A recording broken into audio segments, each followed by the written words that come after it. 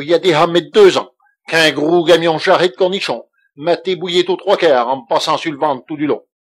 M'a piatissant en coup ranceau. Il m'avait ramassé à 5 endroits différents. On en avait des morceaux dégornés partout. On l'était pas créable. Quand les médecins m'avaient vu, ils avaient dit qu'il n'y a pas au chitiga, il est foutu. Ben, heureusement qu'on en avait un qui était plus fin que les autres, et qui se a dit à Tortou, avons qu'à récupérer ce que pourrons, et puisqu'à cette heure, la mode des organes greffés, à l'hôpital, ils trouvent ben le moyen de coller. Et tout ce qui servira pas, ils vous foutront au chêne. Ou ça, on la ravonne de perdu.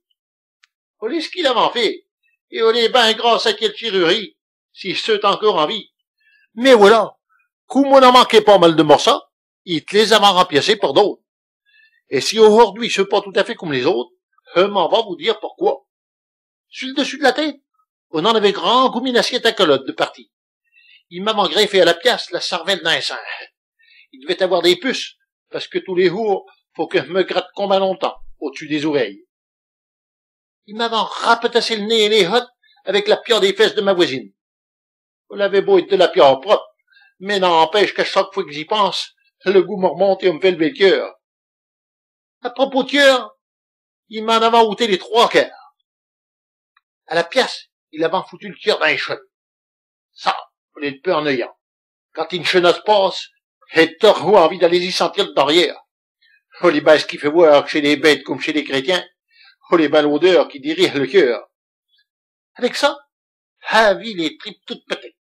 Il me les avait remplacées avec des tripes de gorée.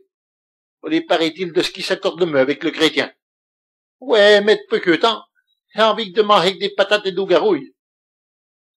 Et on m'étonne comme l'idée je n'ai pas venu de me foutre derrière un bourricot. Je sais point de ce qui serait passé, mais j'aurais toujours eu avec eux une couette assez longue pour chasser les mouches. Oh, que tant, ne faut point avoir peur de se faire greffer. Ce serait pas une masse de partir si haine, quand avec eux progrès, on peut se faire rabistoquer de partout. Dans quel hôpital, j'ai même vu une drôlesse qui se faisait greffer des tétons pour être plus présentable. Elle m'a dit qu'elle s'était fait d'inscrire, et il a fallu qu'elle attendisse qu'on ait une portion de son sexe qui basisse. Un beau jour, elle a reçu une lettre de se présenter au putou. Elle avait une pauvre vieille de 87 ans qui venait de buffer son dernier soupir. Ben vite, il y avait enlevé les 2 mamelles qui mesuraient un peu de 15 cm de long. Elle nous a fait voir, et il dit, oh les piats, oh là de la pierre de rabio. Elle m'a répondu qu'il commençait en tout juste à s'y remasser pour se faire reprendre le goût à la vie.